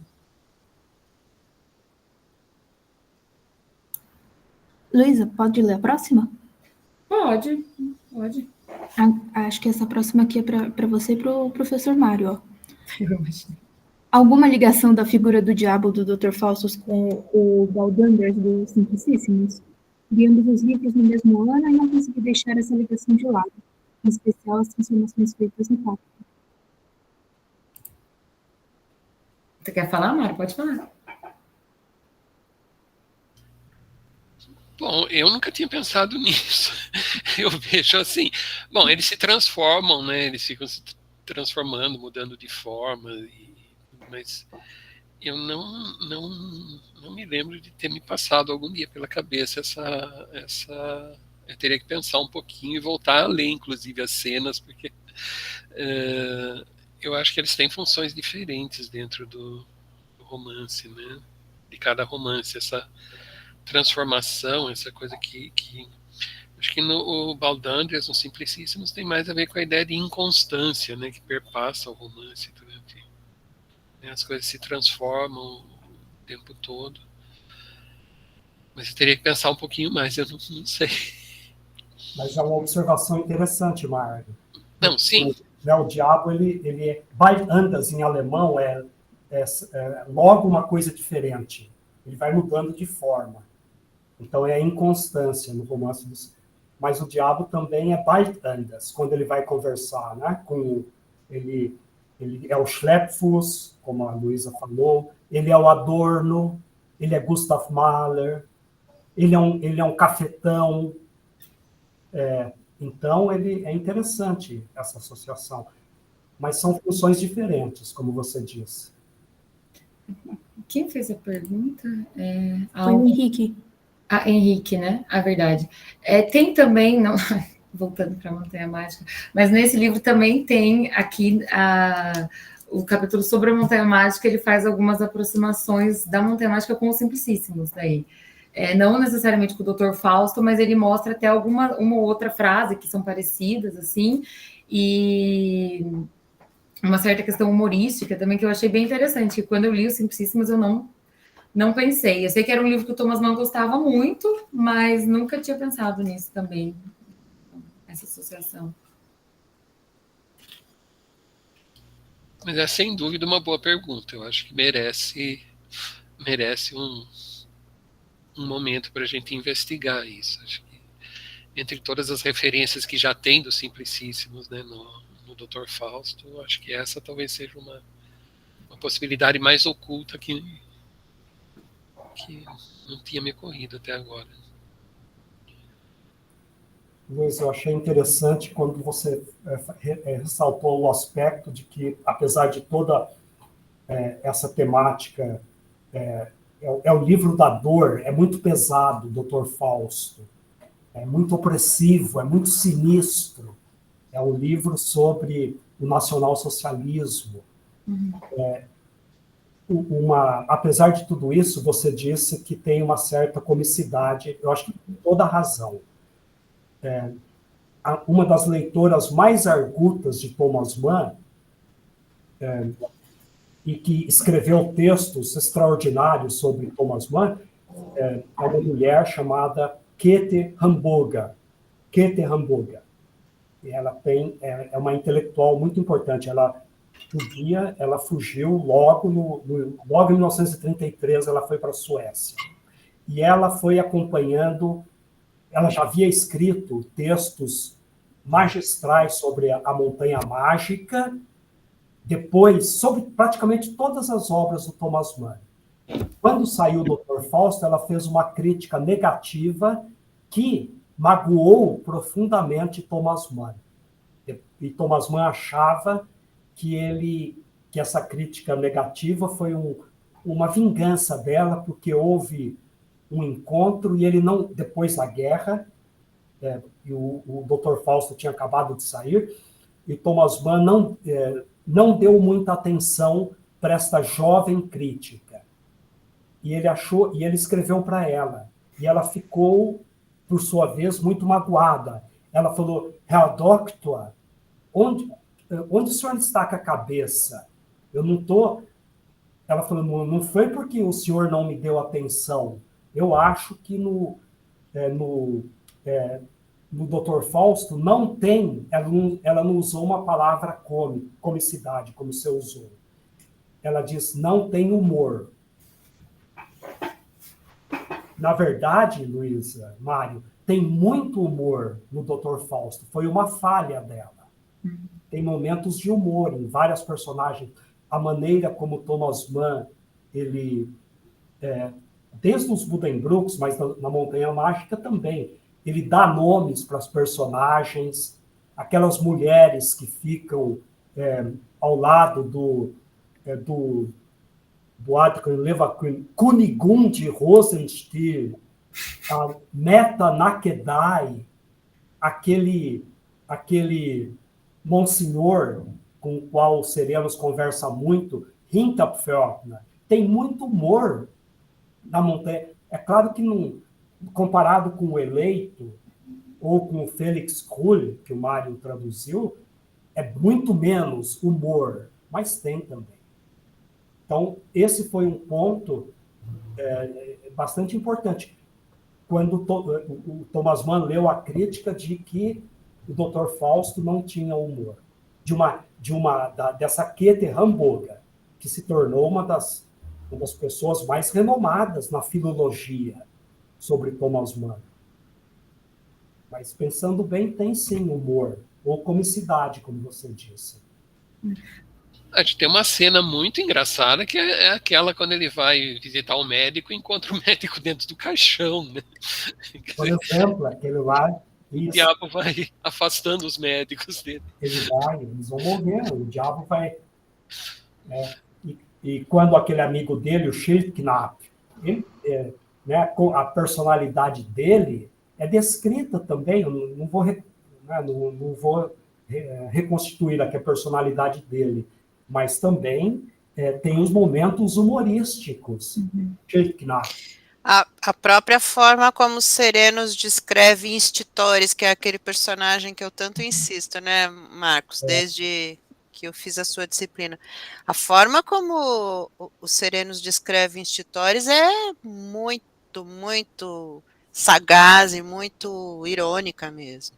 Isso. Eu acho que quando ele faz comentários, principalmente sobre os círculos burgueses ali de Berlim, até por pior que seja, eu acho que isso é um exemplo muito claro do que é o romance, pelo menos para mim. Eu acho que ele não é, na minha opinião, tão claramente cômico, assim, em dados momentos como a Montanha Mágica, né? Eu acho que, para mim, a Montanha Mágica, eu sempre dou mais risada lendo, por mais que o assunto seja super tétrico, eu sempre me intrigou muito como que ele conseguia também tirar disso uma certa dose de risada, e eu acho que isso é muito fascinante para mim na obra do Thomas Mann, porque eu acho que dentro da coisa mais escura e profunda também sempre tem pontinhos de luz, assim, pontinhos para você dar risada, e comicidade, que nesse caso dos Serenos, por exemplo, no capítulo 34, que ele está descrevendo o Círculo Kreitvés, tem momentos que eu ri mesmo, por causa, são apontamentos muito sutis, assim, da maneira como ele classifica aquele poeta que fica repetindo as frases de efeito, e ele também, de certa forma, de uma forma, né, um tanto quanto sutil, mas ele também consegue fazer críticas que são muito abusadas, assim, até da casa das irmãs Roda lá, que ele fala da decoração, de como aquilo tudo era arranjado, de pessoas recém-falidas e que queriam ainda ocupar a mesma posição social. Eu acho que tem vários momentos que são, lendo com atenção, principalmente, dessa vez ali com bastante devagar, teve vários momentos que eu não tinha parado para perceber como são, assim, dá para dar risada, assim, com os comentários dele, e esses teóricos, né, que de certa forma enxergam uma possível salvação, por exemplo, eles usam isso como um argumento de que o Thomas Mann, ele não por acaso colocou esses elementos mais leves, isso seria já um sinal de que a obra dele tem algo nessa comicidade, vamos chamar assim, nessa leveza, existe uma capacidade de olhar para a pior das tragédias com um pouco de luz também, né? E eles usam esse argumento, um dos que eu acho mais fortes, para justificar a possibilidade de que isso venha a gerar uma salvação, né? Enfim, né? Eu acho isso bem interessante, assim, de se perceber na obra. Claro, e ela também é profundamente triste, horrorosamente triste ao mesmo tempo, né? E acho que, não sei, acho que grandes obras são assim mesmo, né? Tem momentos que você dá risada, tem momentos que são tristes, enfim.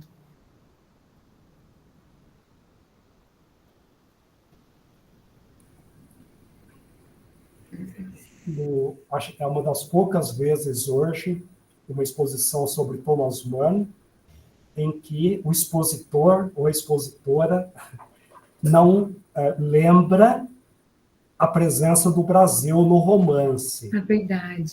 Ela falou, mas tudo bem, isso vai, eu acho que muitos de vocês sabem, né, mas talvez uma ou outra pessoa, por exemplo, a Luísa falou 2 vezes no nome da prostituta, da qual o Serenos adquire sífilis, que é a doença de Nietzsche, né? A Nietzsche está muito presente, inclusive o colapso nervoso e a demência de Nietzsche, exatamente 25 anos, o período do pacto, 25 anos de produção muito intensa, depois da contaminação com a sífilis, depois vem o colapso, mas o Thomas Mann pegou esse nome, Retaera esmeralda, de uma borboleta endêmica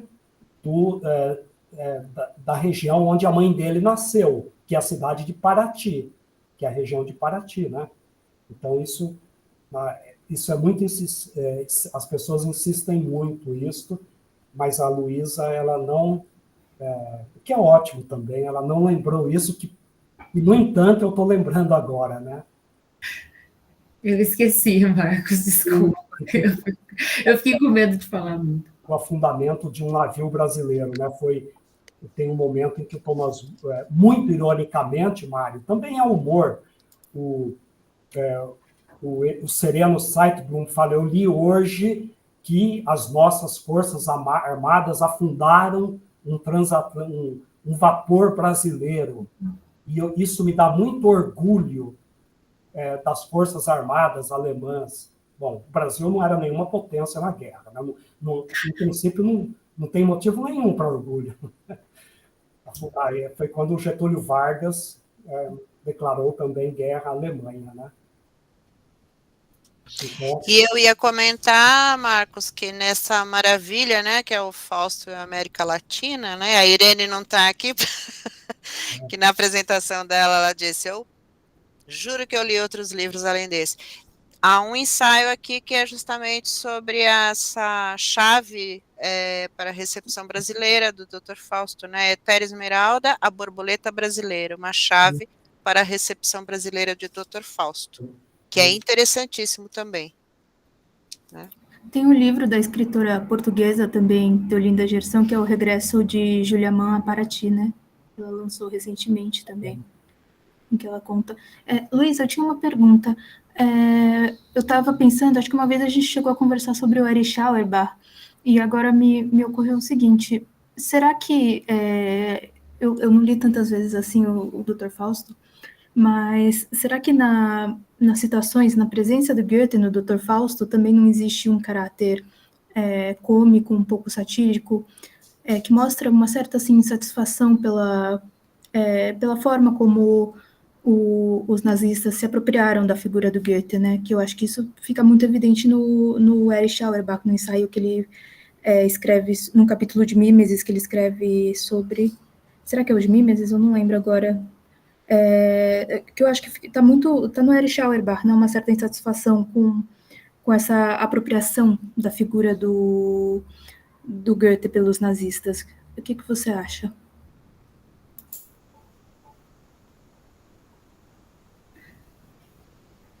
Você diz isso numa chave irônica, tipo, como se ele estivesse mencionando isso como uma certa apropriação na conversa com o diabo. Você diz? Isso, numa chave irônica, isso mesmo.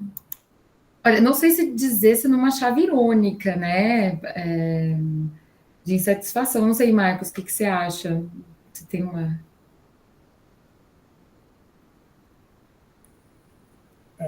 Desculpe, Cláudia, eu me perdi um pouco na pergunta.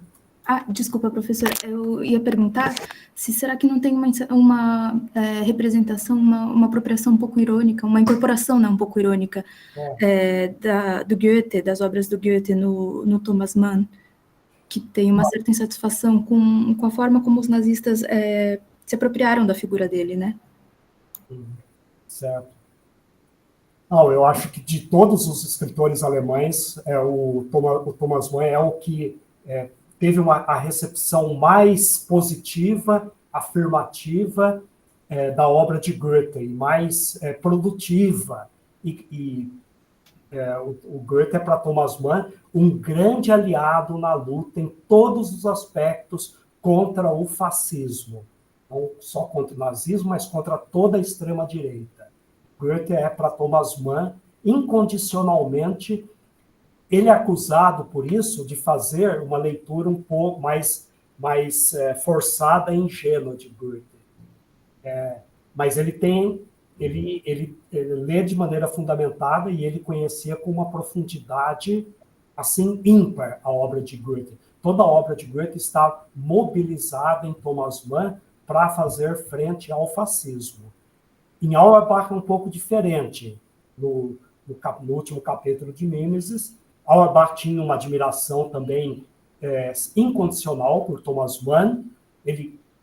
Um dos primeiros exemplares do Mimesis foi para Thomas Mann. Thomas Mann não respondeu de imediato. Auerbach insistiu, mandou um segundo exemplar para o Thomas Mann.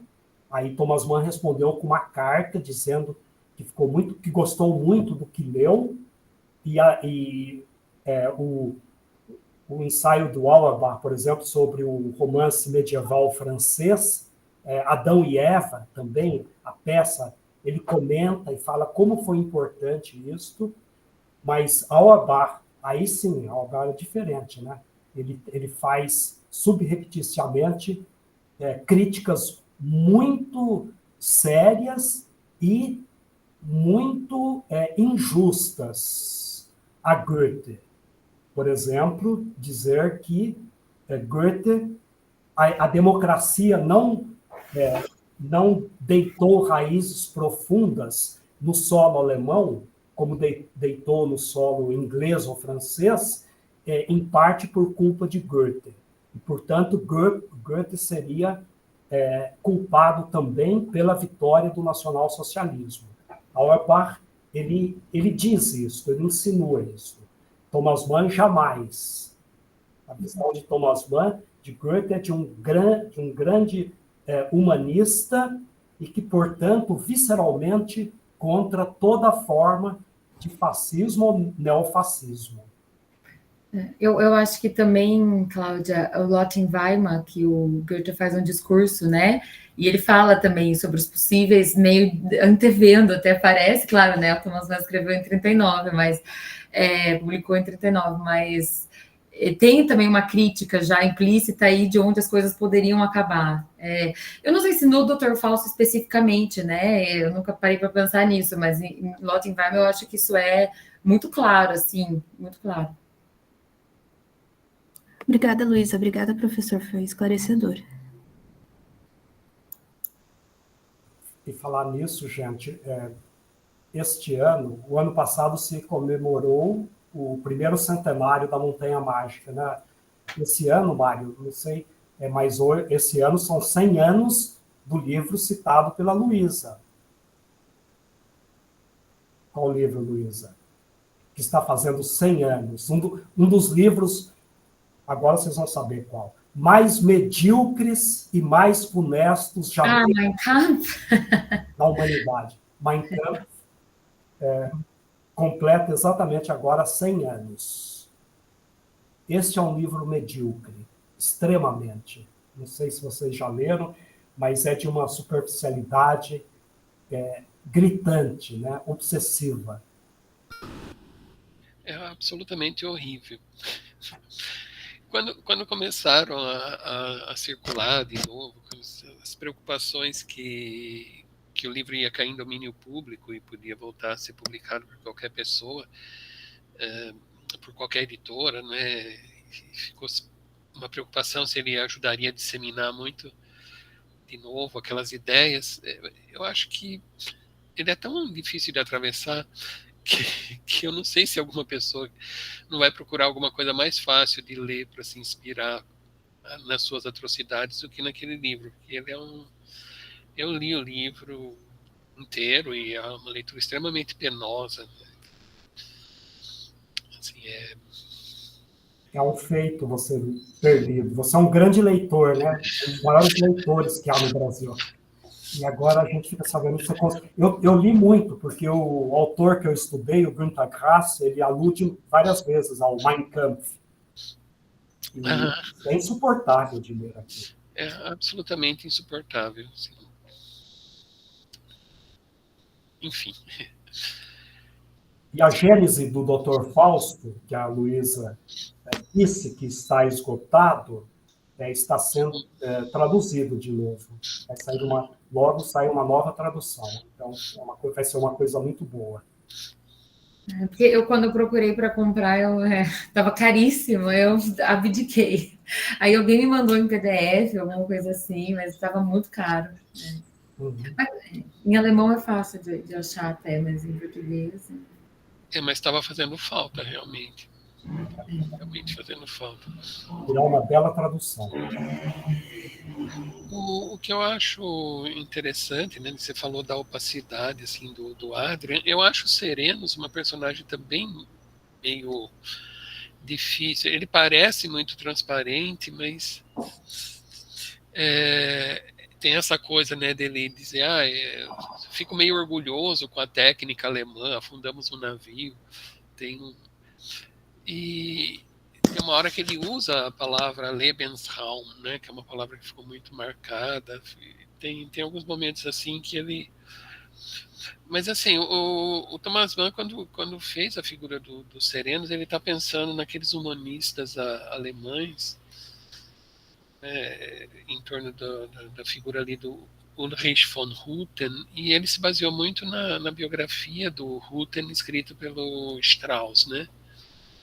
E eu acho que, assim, para decifrar um pouco essa personagem, é preciso dar uma olhada nessa biografia do Ulrich von Hutten pelo Strauss, porque ele dá um retrato ali das pessoas, inclusive de um que o Sereno cita mais de uma vez, e em algum momento ele fala meu antepassado, que é o Crotus Rubianus, né? E acho que ali isso talvez seja um caminho para elucidar um pouco melhor a figura dos Serenos. Eu fui atrás, Mário, quando você comentou na qualificação, eu fui ler, né? E uma coisa que eu acho muito interessante, assim, é que ele cita essas figuras logo no começo, logo de cara, né? Depois que tudo já aconteceu, né? Não só a morte do Adler, mas também todos o regime aconteceu, né? E uma coisa que eu achei muito... que me levanta várias questões, porque teve uma contenda em relação à queima de livros judeus, né? E, bom, queima de livro e ódio judeu são coisas que caracterizam basicamente o que é o nazismo, né? e ele se coloca tão do lado dessas pessoas, assim, de um modo tão contundente, e eu fico pensando, quando você lê a narrativa dele, quando o nazismo está em ascensão, né? Que ele não se coloca ativamente em relação a isso. Só que em retrospectiva, quando ele está escrevendo romance, ele se coloca. Uma das questões que eu acho que são assim, mais interessantes no romance é pensar o que mudou, sabe? O que fez com que ele fosse uma figura mais assim, mais passiva nessa época, e agora, quando ele senta escrever o romance, a biografia, né? Ele se coloca ativamente como uma dessas pessoas, assim. Essa foi uma das coisas que eu fiquei pensando nesses últimos tempos, assim, e acho também que, eu não sei, eu acho que ele é um narrador, assim, tem tudo para ser um narrador não confiável, né? Tem todas as características básicas ali de Czech, né? Mas eu acho que ele também delata muito sobre ele mesmo, nas opiniões que ele tem, porque seria muito mais, vamos dizer, fácil ou confortável, não sei, escrever uma narrativa onde ele não elogia a Alemanha de jeito nenhum, e onde, por exemplo, ele não conserta os próprios erros narrativos dele, né? Eu acho que isso demonstra também, para mim, ao mesmo tempo que, claro, em relação à vida do Adrian, ele, de fato, não tem como ele ser plenamente confiável, porque ele pressupõe muita coisa, ele não está em várias situações que aconteceram, mas em relação ao que a interpretação dele sobre a vida do Adrian diz sobre ele, eu acho que nesse ponto tem coisas ali que dizem, sabe, dá para deduzir muito sobre ele a partir disso. Isso que eu acho bem interessante também.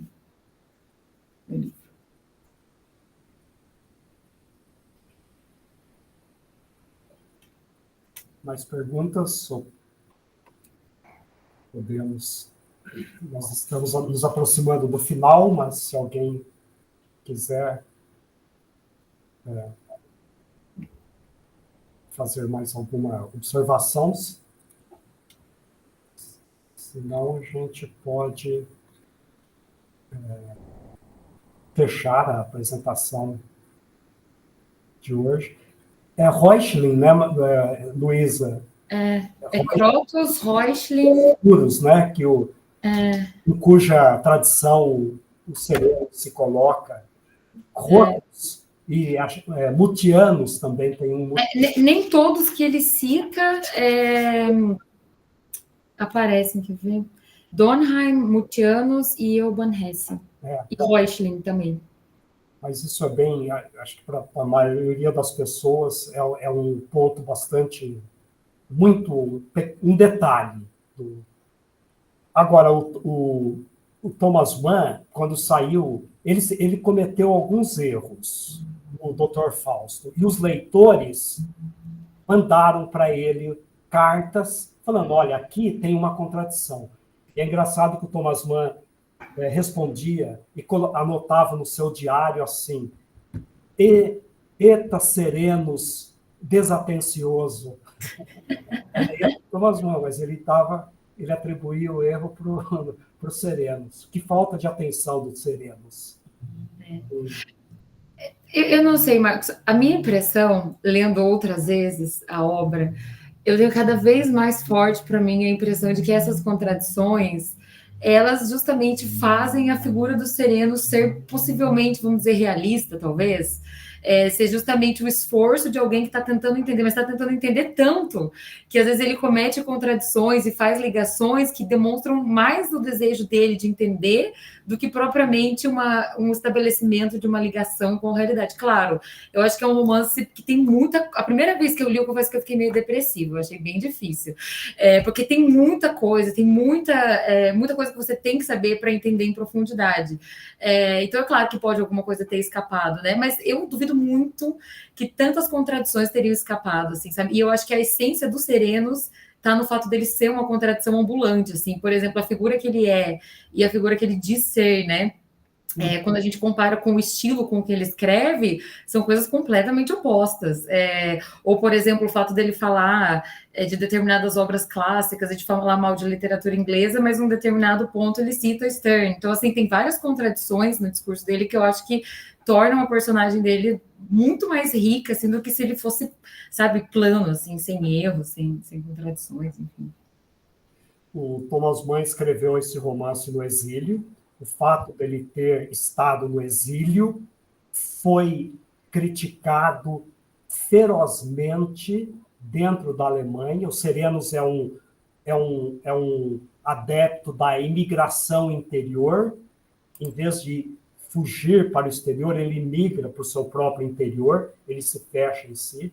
Mas o Thomas Mann foi atacado violentamente depois da publicação do Dr. Fausto. Algumas pessoas o exortaram a voltar para a Alemanha, dizendo que o alemão, em princípio, é incapaz, é uma pessoa boa, é incapaz de odiar. Mas ninguém foi tão odiado como Thomas Mann, mais ainda quando, depois dele ter publicado o Dr. Fausto. Numa das cartas que ele responde, só para vocês terem ideia, também do nível da resposta de Thomas Mann, ele diz assim, no texto chamado Por que não retorno à Alemanha?, em que ele diz o seguinte, pode ser superstição, mas perante meus olhos, os livros impressos na Alemanha entre 1933 e 1945 não têm valor e não é bom tomá-los em mãos. Estão impregnados de um odor de sangue e vergonha. Deveriam ser todos eles triturados. Esse é o nível da resposta que Thomas Mann deu aos escritores que ficaram na Alemanha e que escreveram no regime de Hitler. Thomas Mann diz para esses escritores também, esses livros precisam ser triturados. Né? Então, o debate ideológico transcorreu nesta linguagem na Alemanha. E Thomas Mann, muitas vezes, respondeu à altura. Agora, o próximo volume da coleção Thomas Mann, eu estou preparando, hoje mesmo chegou para fazer uma revisão, é o José e seus Irmãos. E vocês vão conhecer o José e seus Irmãos, e tem um ensaio muito bom, maravilhoso, totalmente inédito e desconhecido no Brasil, sobre o José e seus Irmãos como paradigma da literatura mundial. E nesse ensaio, a autora é uma professora aposentada de 80 anos atualmente, que é uma especialista, sobretudo, na filha de Thomas Mann, que era uma mulher muito ativa nos Estados Unidos. Ela formou o Comitê de Ajuda aos Refugiados, Erika Mann.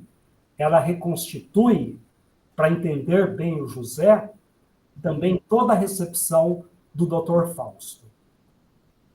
Porque o José e seus Irmãos, a tetralogia, vai entrar nesse contexto.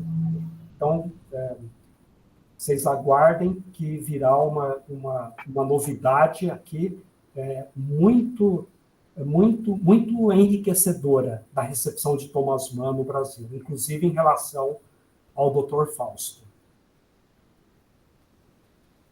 Bom, então a gente pode terminar por hoje. Muito obrigado, Luísa, foi muito estimulante a sua apresentação. Obrigada a você.